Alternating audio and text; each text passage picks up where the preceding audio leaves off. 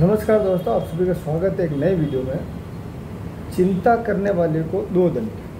भगवान कहते हैं कि चिंता करने वाले को दो दंड है और चिंता नहीं करने वाले को एक ही दंड है। 18 साल का इकलौता बेटा मर जाए, उसके पीछे जितनी चिंता करता है, जितना दुख मनाता है, सिर फोड़ता है और जो कुछ भी करता है उसे दो दंड है।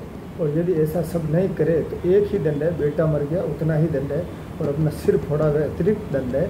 हम ऐसे दोहरे दंड में कभी भी नहीं पड़ते, इसीलिए हमने इन लोगों से कहा है कि जब 5000 की जेब कट जाए तो व्यवस्थित साइंटिफिक सरकमस्टेंशियल एविडेंस है कहकर आगे चल पड़ना और आराम से घर जाना।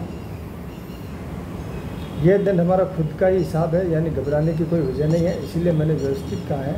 एग्जैक्ट व्यवस्थित है, अतः जो हो चुका है उसे तो हुआ सो करेक्ट कहो। जिसकी चिंता व कार्य बिगड़े। कुदरत क्या कहती है कि यदि कार्य नहीं हो रहा हो तो प्रयत्न करो, ज़बरदस्त प्रयत्न करो, लेकिन चिंता मत करो, क्योंकि चिंता करने से उस कार्य को धक्का लगेगा और चिंता करने वाला खुद लगाम अपने हाथों में ले लेता है। मानो मैं ही चला रहा हूँ, जो लगाम अपने हाथों में ले लेता है उसका घुटना लगता है। परस्ता के उपयोग से चिंता होती है। विदेश की कमाई विदेश में ही रहेगी। ये मोटर बंगले मिले, बीवी बच्चे से भी यही छोड़ कर जाना पड़ेगा। उस आखिरी स्टेशन पर तो किसी के बाप का भी चले, ऐसा नहीं है। मैं सिर्फ पुण्य और पाप साथ ले जाने देंगे। दूसरी सरल भाषा में कहूँ तो यहाँ जो जो गुनाह किए होंगे उसकी धारा साथ में आएगी। उन गुनाहों की कमाई यहीं रहेगी और फिर मुकदमा चलेगा। तब धाराओं के अनुसार नया शरीर प्राप्त करके नए सिरे से कमाई करके कर चुकाना पड़ेगा। इसलिए भाई पहले से ही सीधा हो जाना है। स्वदेश आत्मा में तो बहुत ही सुख है, लेकिन स्वदेश देखा ही नहीं है। उघाई याद आई। वाह, रात को जब सभी कहे कि 11 बज गए हैं, अब आप सो जाओ, जाड़े का दिन है, और आप मच्छरदानी में घुस गए। घर के सभी लोग सो गए। मच्छरदानी में घुसने के बाद आपको याद आया कि एक आदमी का 3000 का बिल बाकी है और मुद्दत पूरी हो गई है।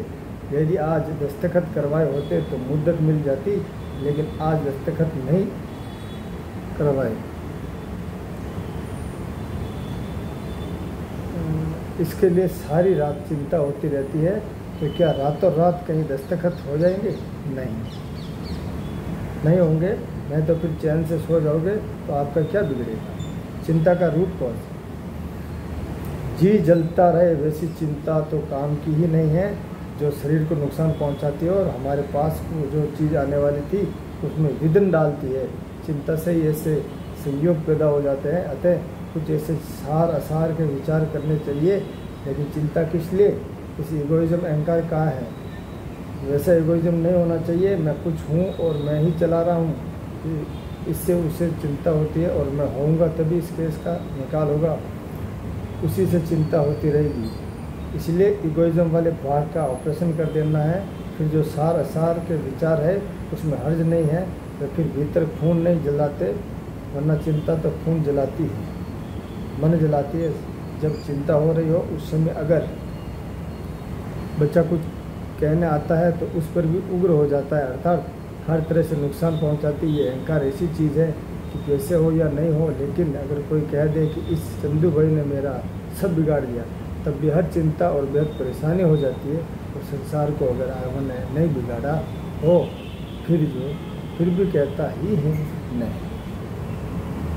चलो दोस्तों, इस वीडियो को यहीं एंड करते हैं। चैनल पर नए तो सब्सक्राइब करना और ज़्यादा से ज़्यादा शेयर करना।